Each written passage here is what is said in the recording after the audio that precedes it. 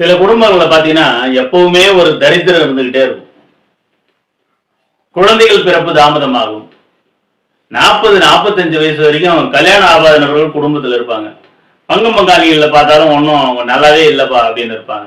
அவங்க வாழ்ந்த வீடுகள்லாம் பார்த்தா சிதிலம் அடைந்து போயிருக்கும்.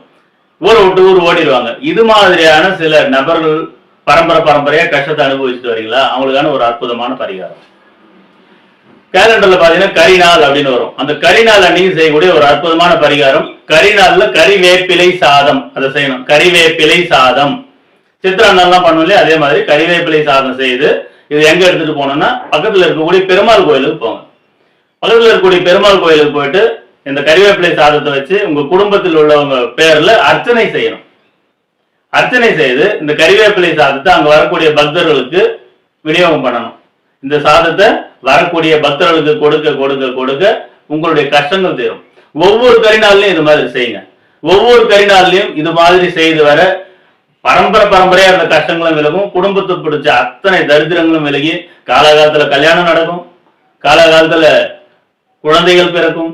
கடன்கள் தீரும். வீட்டுல சுப விசேஷங்கள் நடக்க ஆரம்பிக்கும். வெளியே போன நபர்கள்லாம் உள்ளூர்ல வந்து குடும்பம் பண்றதுக்கு வீடு கட்டுறதுக்கு நல்ல ஒரு வாய்ப்பாக இது அமையும்.